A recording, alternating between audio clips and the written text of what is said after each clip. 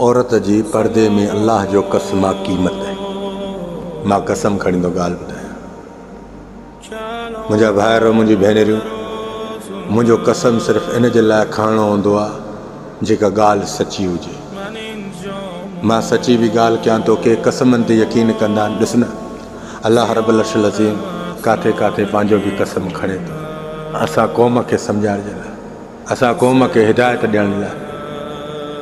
हिन में ॾिसो न, के क़ौम जा दाणा अहिड़ा बि आहिनि जेके कसमनि ते जल्दी यकीन कंदा आहिनि। मूंखे अल्लाह यकीन कयो, मूंखे शौक़ु न आहे त मां कसम खणां, पर जेके के ॻाल्हियूं अहिड़ियूं आहिनि, छो त मुंहिंजो बयानु आहे, लेक्चर अॻिले खे गाइड करणो आहे, ऐं मां को फज़ूल ॻाल्हियूं न कंदो आहियां। ॻाल्हियूं बि उहे कंदो आहियां जंहिंमें दम हुजे, ऐं उहे तव्हां पिरायो फ़ाइदा वठो। जेकॾहिं फ़ाइदो न मिले, मुंहिंजी ॻाल्हि सच न हुजे, पोइ तव्हां मुंहिंजे मथां इल्ज़ाम हणो, घटिया क़िस्म जा अल्फाज़ ॻाल्हाए, मुंहिंजी तनक़ीद कयो। औरत पर्दे वारी क़ीमत थी रखे, वॾी क़ीमत थी रखे पर्दे वारी। अॻे अरबन में औरतूं हूंदियूं, जंहिं घर जी औरत बालिग थींदी त हुनखे हुकुम ॾींदा त हाणे ॿचिड़ी तूं ॿकरियूं चाढ़, फजर जी नमाज़ पढ़ी लकुण खणी ॿकरियुनि जो पयूं हूंदी। महले वारनि खे ख़बर पवंदी त फिलाणे जी धीउ, फिलाणे घर वारी, घर जी छोकिरी माना बालिग थी आहे, हाणे ॿकरी थी चाढ़े, अम्मा मुंहिंजो रिश्तो हिते कराए, अम्मा मुंहिंजो रिश्तो, अम्मा अम्मा अल्लाह ख़लिक, अम्मा अम्मा अम्मा अम्मा अल्लाह ख़लिक, या अम्मा या अम्मा रड़ियूं कंदा। पोइ उन जे घर में, छोकिरी जे घर में वेंदे सुबुह खां वठी वेंदे मग़रिब ताणी रिश्तनि जी आख़िरी हूंदी। फिलाणो आयो, को मखण खणी आयो, लस्सी खणी आयो, कतल खणी आयो, खीर खणी आयो, जा मिसाल उन जे दौर जी मिठाइयूं हूंदियूं उहे खणी आया न्याणी जे रिश्ते जे लाइ, त मुंहिंजे पुट जे लाइ तुंहिंजी छोकिरी खपे, मुंहिंजे पुट जे लाइ तुंहिंजी छोकिरी। पोइ हुन न्याणी जो नसीबु अहिड़ो को भलो थी ईंदो, छो त अॻे मर्द ग़ैरती हुया, हया वारा हुया, बेहया कोन हुया, इज़त वारा हुया। अॻे मर्दनि में हया हूंदो, न्याणी बि टपंदी ख़ौफ़ में ईंदा, न्याणी बि अलाह गुज़रंदी ख़ौफ़ में हूंदा, ख़ुदा जो कसम, अदब एतिराम हूंदो।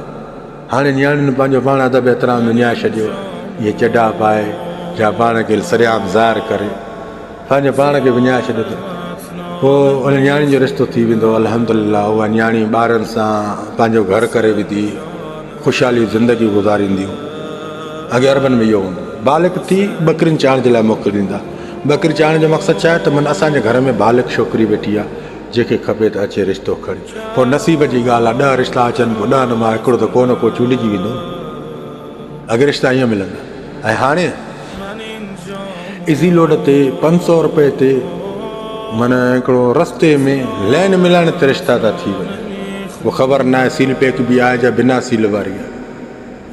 बाबा अल्लाह जे रसूल जो फरमान आहे, पहिरीं शादी कुंवारी औरत सां कयो। ॾिसी वासी करणु सुठी ॻाल्हि आहे, पर हया वारी ऐं पर्दे वारी औरत ॻोल्हे। या रब्बुल अर्शिल अज़ीम, मदीने वारे साईं जे सदके मुंहिंजी ज़िंदगीअ में हया वारी औरत नसीब कजांइ, इज़त वारे पीउ जी धीअ नसीब कजांइ। मुंहिंजा मौला, मुंहिंजा मौला, मुंहिंजो वाइदो आहे तोसां, या रब्बुल अर्शिल अज़ीम, मूंखे हयाती रही, मां तो रब सां वाइदो कयो आहे, मां पंहिंजी घर वारी खे उहा तरबियत ॾींदुमि जो तुंहिंजी ख़लक़ियल इंसान ज़ात खे उहा बि लेक्चर ॾींदी। इंशाअल्लाह लेक्चर बि उहे जेको हासिल कंदो सो उहो बादशाह जे नज़र अंदाज़ कयो सो उहो बादशाह जी चौंपल थी वेंदो। या रब्बुल आलमीन, मदीने वारे साईं जे सदके मूंखे गैरतमंद पीउ जी धीउ मुंहिंजे नसीब में कजांइ। जेकॾहिं मुंहिंजो अनक़रीब मौत लिखियो अथई त पोइ कंहिं न्याणी जी ज़िंदगी बर्बादु न कजांइ। जज़ाकल्लाह ख़ैर, मां